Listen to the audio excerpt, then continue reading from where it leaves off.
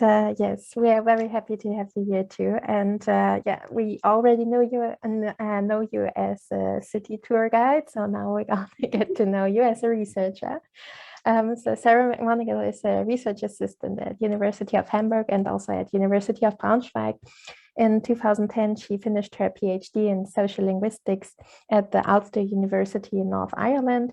Her dissertation is titled The Irish Language in Post-Agreement Northern Ireland, Moving Out of Conflict, where she draws on theories and methods from linguistics, political and social sciences, history, and peace research. And her research interests are language policy, social media, multilingualism, and minority languages. She works interdisciplinary and was part or is part of various projects.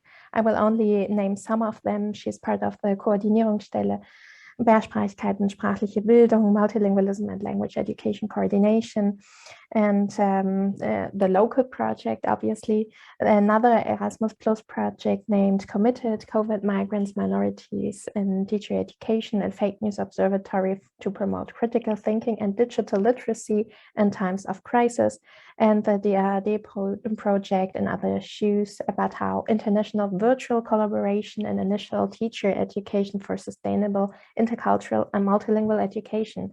So we see that she's interested in virtual spaces and also in linguistic landscapes, and we will hear about that now. So thank you very much for being here, and the stage is yours. Thank you so much, Lisa. So I presume you can hear me, and I presume you can see my slides. Right, perfect. Yeah, thank you so much. I am delighted to be asked to talk about a topic in linguistic landscapes that hasn't received a lot of attention. We did hear yesterday from Lukas Eibensteiner about virtual linguistic landscapes, but my approach is somewhat different to what we heard about yesterday. So yesterday, the way the virtual linguistic landscape was discussed was in terms of taking the physical landscape and transposing it into a virtual domain. So my approach rather is to examine virtual spaces in the same way that we might examine physical spaces. So to take linguistic landscaping methods and to apply them to virtual landscapes. So in other words, I see the online as an extension of the offline. So why is it so important to research the virtual in the same way that we examine physical spaces? Well, first of all, the internet is also public space. People increasingly use online spaces for identity enaction, for performances of the self, and for public deliberation, for better or for worse. It doesn't matter, it's still used as a type of public forum. We increasingly spend more and more time online, and more of our lives are steered and influenced by internet technologies. If you check the data from the International Telecommunication Union, they tell us that more than half of the world's population now has access to the internet. When we look into the younger age cohort of 15 to 24-year-olds, it's about 70% of them who have access to the internet. Yes, of course, there is still a digital divide between the global north and the global south, as well as between urban and rural areas. But the general trend is towards universalization, and the highest growth areas are in the global south, particularly with wider availability of wireless connections, as well as cheaper devices on which to get those connections. So with all of these numbers of people online, this also implies that users of different languages are active online, in terms of both consuming and creating content. So these days, we're no longer in the age of static internet content, so that just the mere presentation of information on websites, that this was the first generation of web content. We're now in Web 2.0, which is about participatory online culture, where users are also creating and uploading content, social media being a primary example. Coupled with this, virtual spaces are deterritorialized, meaning that interaction can happen on a global level, meaning that we are no longer restricted by our immediate physical environment or our immediate communicative environment. And Ivkovic and Lothering are quoted as saying, virtual environments can innovatively repackage and reposition languages in an unfolding universe of new interactive possibilities, creating a linguistic ecology that is not representative of the physical world. So in the virtual, we have opportunities for multilingual interaction and presentation that are not always possible in the physical world. In other words, multilingual virtual linguistic landscapes may, theoretically at least, be created from below. So now I think I've justified why we should look at the virtual, a little bit about the existing research on virtual linguistic landscapes. There is some, there's not a whole lot. I already referenced the article by Ivkovic and Lotherington. This was published in 2009 and was mainly concerned with websites, so the more static type of content. And so their study sort of resembles how we might approach the linguistic landscape of physical spaces. And this type of research is important if we look at, say, the websites of companies or institutions or of persons to see how they represent themselves online. In which languages do they choose to represent themselves? In which languages do they want to be accessed? But coming from the year 2009, this study predates the ubiquity of social media in our everyday lives. And social media spaces are so interesting as virtual linguistic landscapes because in those spaces, individuals can make explicit choices about the languages that they use. And in making those choices, by creating content in whatever languages motivates them, they co-construct the virtual linguistic landscape through direct participation in it. So the virtual linguistic landscape in social media, or the virtual linguistic landscape from below, as I call it, it is a little trickier to observe than just, say, websites that exist online because it is highly unpredictable. It relies on the technical possibilities of different platforms, as well as the practices and motivations and intentions of highly heterogeneous users. So there will never be just one way to research a virtual linguistic landscape on social media. And this is also reflected in the few existing studies that there are. Biro or Biro, I'm not sure, Biro, examined Facebook profiles of bilingual students in Romania, specifically wanting to know about their personal virtual linguistic landscapes. And then another interesting study taking a very different approach is by Hippela et al., who examined the virtual linguistic landscape of Instagram posts about a particular tourist attraction in Helsinki. So we see just from these few examples that researchers have very different aims and approaches when it comes to the VLL, and that's very normal when investigating language in social media.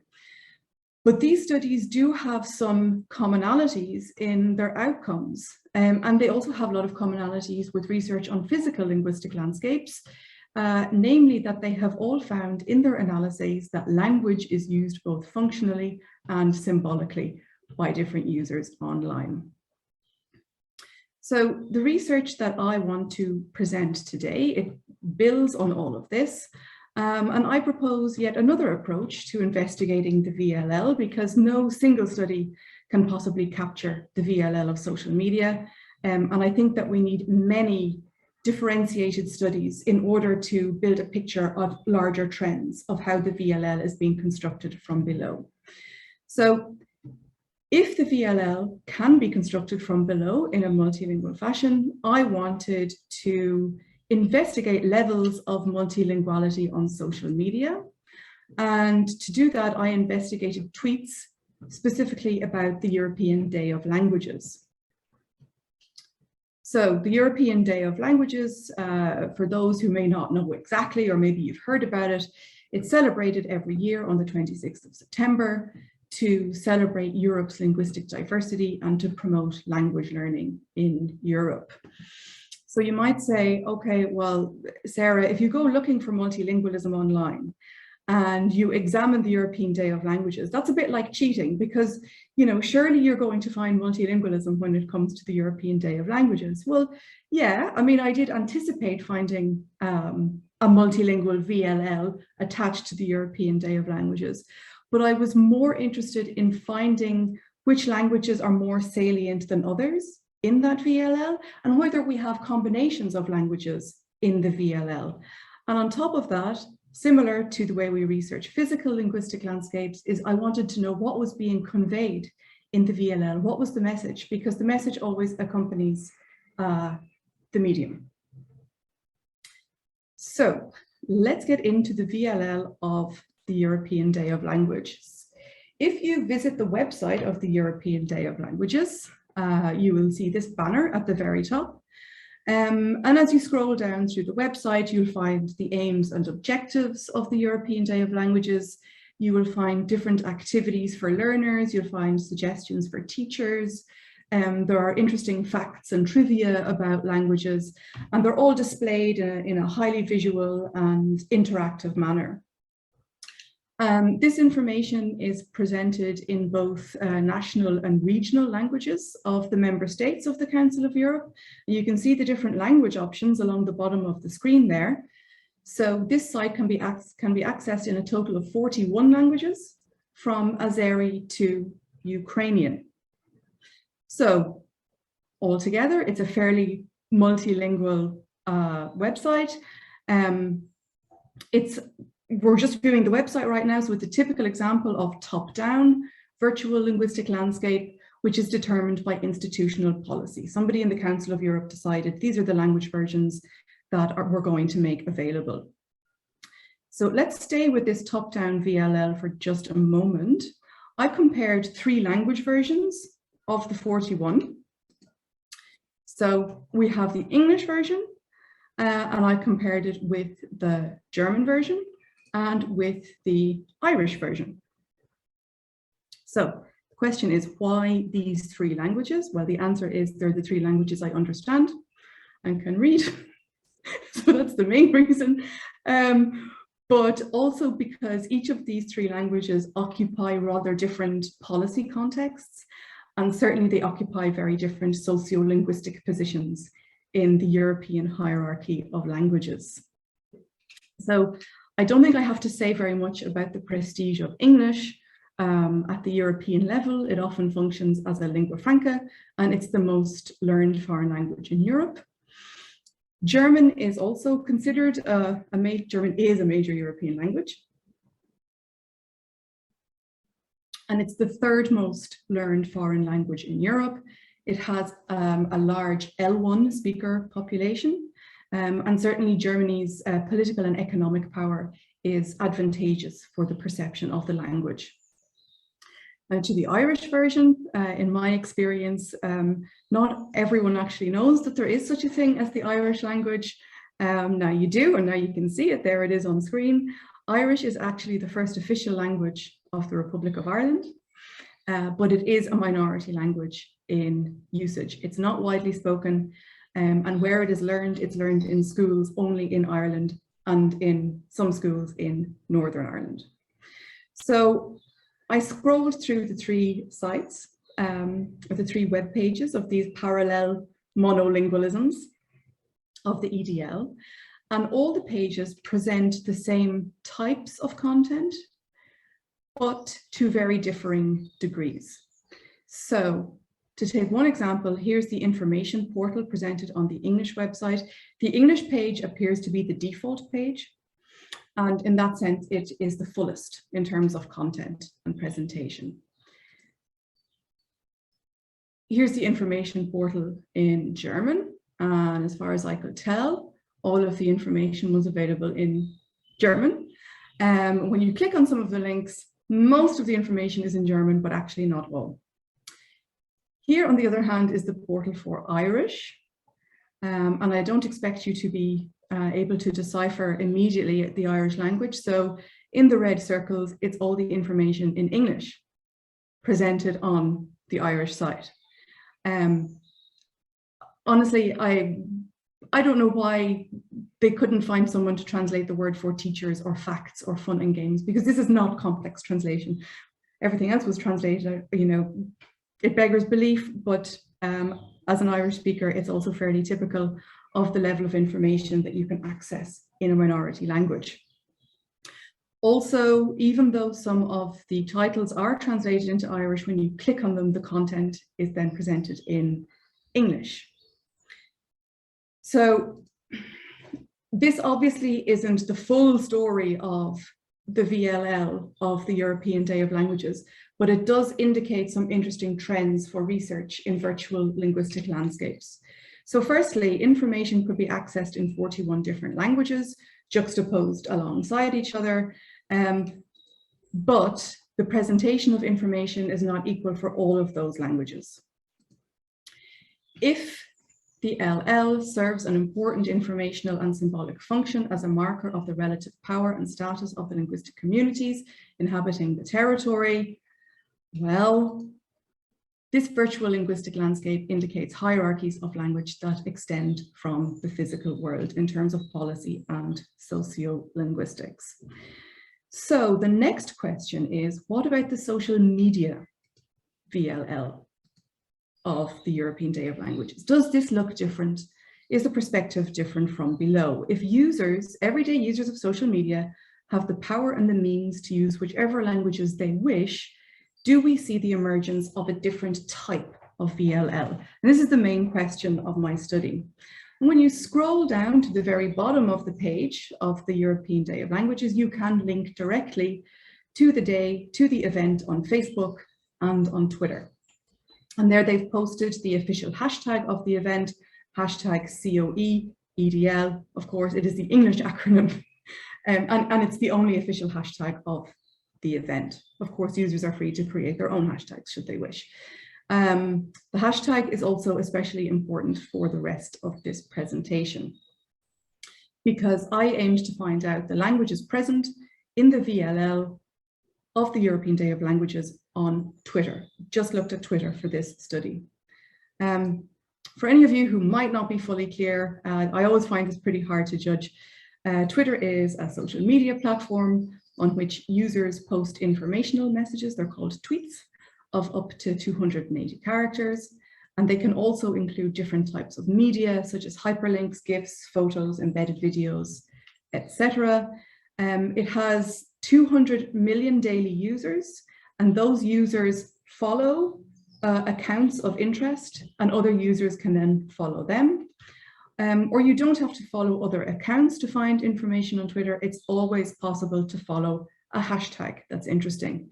So the hashtag is created by adding the pound sign to a word or an unbroken phrase, and that creates a digital link to the tweet that other people can then find when they click on the hashtag elsewhere.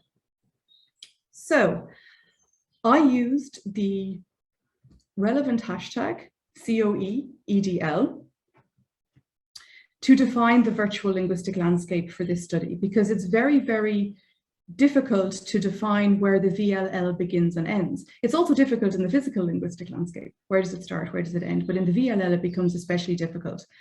It's not a street, it's not a neighborhood, it's not an institution. So we have to find ways of delineating our parameters. And I went with the hashtag COE-EDL to do that. I selected the so-called top tweets for COE-EDL posted on the 26th of September 2019. And I did this by using Twitter's advanced search function. It's important to mention I was logged out of my own account and I used a browser that I hadn't previously used, because social media is programmed to give you what it thinks you want, right? So I had to try and approach this from as neutral a perspective as possible. Because this was an exploratory study, it was a very initial study, I decided to analyze just top tweets, as they're presumed to be the most popular tweets within a corpus. But the Twitter algorithm decides which ones are most popular. So that's important to keep in mind. And I used the Twitter default settings, and I selected the option of any language to the search. In terms of the method, well, each tweet was manually coded and analyzed.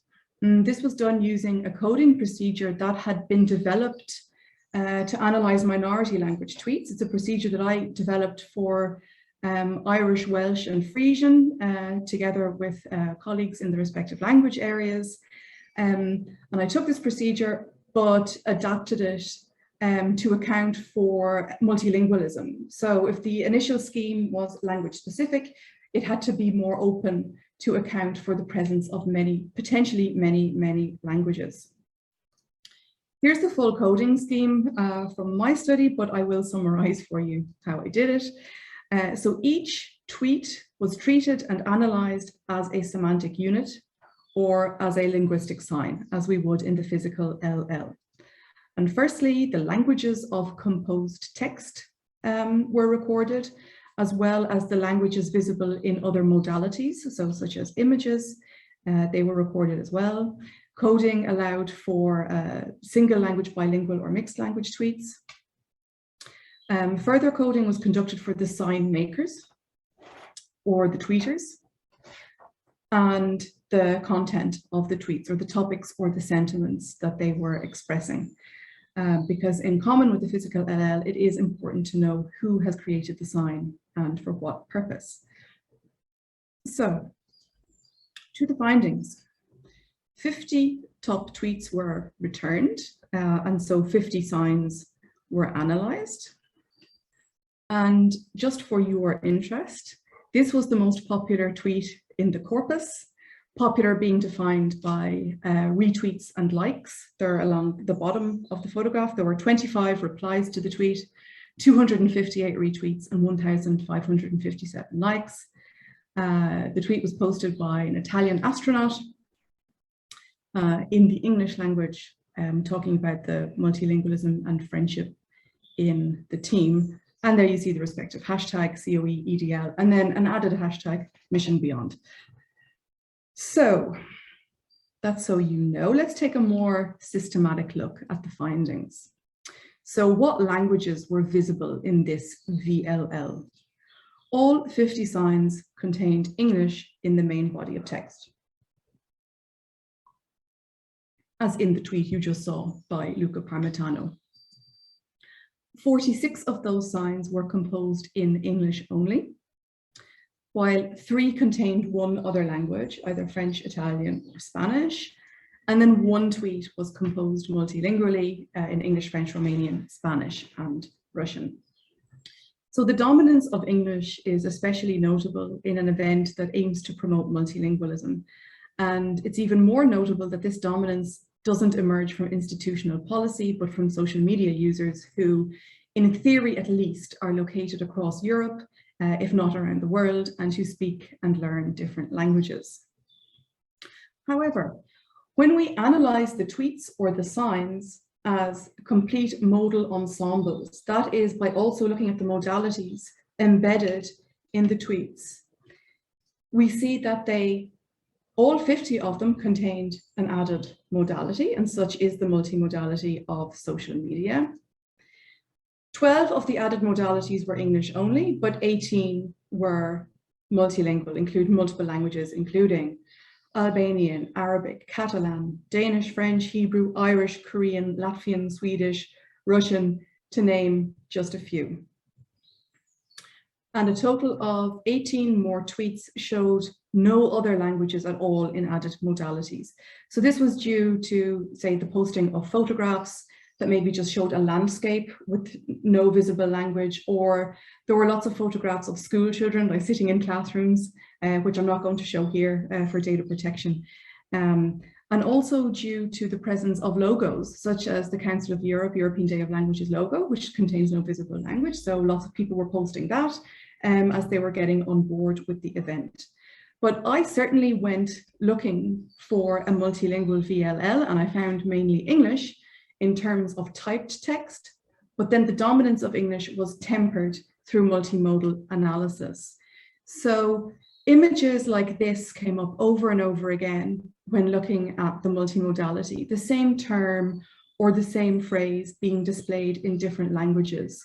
These were very, very common in the corpus of signs, and they are certainly very common in European celebrations of multilingualism in general.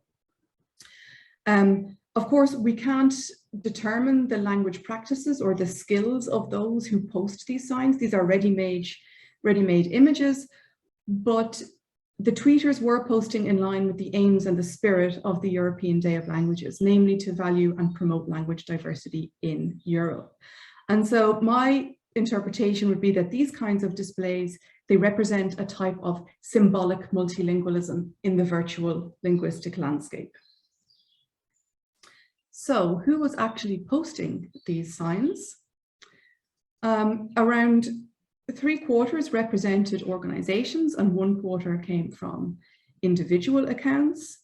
Accounting for both organizations and individuals, education was highest represented, followed by language teaching and learning. And in both these categories,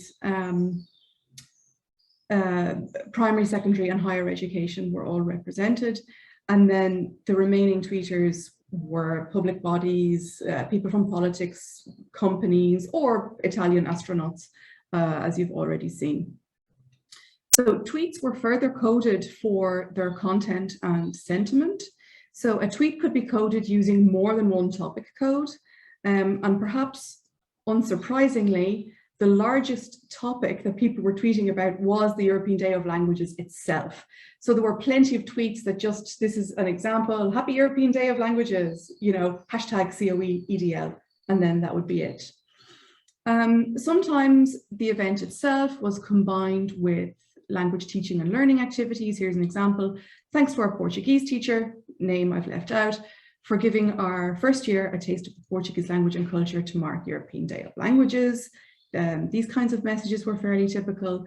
And then other tweets that were coded made no explicit reference to the European Day of Languages at all. They'd say things like, oh, our pupils are having a great day, hashtag COE EDL. So the presence of the hashtag indicates that they're involved in the European Day of Languages. So the message in this VLL was firmly focused on language learning and multilingualism. In spite of the languages used, there was a clear message about what that was being delivered to readers. Further tweets were coded with the topic meta-language, as they described the value or the purpose of multilingualism or language skills. Here's one example. Name has found that a working knowledge of another language has helped him to form lasting bonds with colleagues and contacts in other countries. And then other tweets wanted to promote their products or services, such as bilingual book companies, dictionaries, or language courses in schools or in universities. A further topic that was very prominent is the topic of social. And here we come to the point again of uncertainty, Sylvia, because dealing with social media, you come across a lot of content that is meant in an everyday kind of a way or in a personal way. I mean, Twitter is, after all, a social networking site where tweeters share information about their lives, anecdotes, memes, posting cups of coffee, you know, whatever they want to do. They're not obliged to explain it to a researcher every time they post a tweet. So we did see a lot of these social aspects coming up over and over again that I couldn't sort of immediately interpret. And as Dirk Waters said, we have to just accept this. This is part of this particular type of linguistic landscape. So one example was popcorn at the ready, hashtag COE EDL. Maybe somebody was sitting down to watch a multilingual movie, who knows, but this is also part of the messages. So at this point, to summarize, we see the dominance of English in the virtual linguistic landscape, tempered by more symbolic multilingualism in added modalities, and with content specifically promoting and celebrating language diversity, mainly by educational practitioners. And I have to reiterate that this was an exploratory study. It was looking for some initial trends upon which we could base further research on VLLs in social media.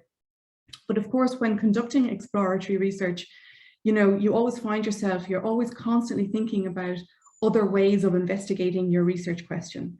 So for example, maybe I shouldn't have looked at top tweets. Maybe I should have looked at tweets in real time. I probably would have got a different corpus had I done that. You can also look at other social media platforms that have different sets of constraints built into them. For example, Instagram, Facebook, TikTok, whatever is most salient wherever you are. But with this small corpus of virtual semantic signs, the question wouldn't leave me about the dominance of English. And I kept asking myself, is it really representative of a virtual linguistic landscape from below? Well, I mean, very possibly, because, you know, English is the lingua franca and it's the most learned foreign language in Europe. So for many Europeans, English is multilingualism. But I still wanted to play around a little bit with the corpus and try to look at it in different ways. And I came across something very interesting when trying to explain the visibility of language in this VLL. I asked Twitter to conduct an erweiterte Suche, so advanced search through the German language settings. But I still used the same computer, the same API, kept the same default settings, opted for any language. I just went through the German settings and I got a rather different corpus. I found myself in a very, very different linguistic landscape than with the initial corpus. So the erweiterte Suche returned 80 top tweets to me. So that's more than the 50 from the advanced search. The first 4 tweets were entirely in German. These were followed by 30 tweets that were also in the previous corpus. So they were all in English. And then most interestingly, the next 50 tweets or so all appeared in different languages. I've just listed some here, including lesser used languages: Catalan, Esperanto, Irish, Occitan, Spanish, Turkish, Welsh, French. All of this came up when I changed my language settings from English to German. So this is the virtual linguistic landscape that I anticipated initially. This is what I anticipated from bottom-up practices. And this is what we've theorized in the introduction to the presentation. Also in this corpus was the same tweet by Luca Parmitano, composed in Italian. Same message, composed in Italian. And here we have it in English. Now, a significant difference between these two tweets is not only the languages in which they're composed, but if you look along the bottom, the Italian language tweet was liked and retweeted double the amount of times as the English tweet. But in the initial corpus that I built, which was supposed to be the most popular tweets for the EDL, only the English version appeared. Twitter was deciding I wanted to see English-only tweets. So this makes apparent that there are multiple virtual linguistic landscapes defined by the same hashtag on Twitter, and certain technical factors are determining who gets to experience which landscape. Enter the algorithm. If research into virtual linguistic landscapes is to continue, and I think it should for all the reasons I listed at the beginning, algorithms are significant players that we have to be aware of.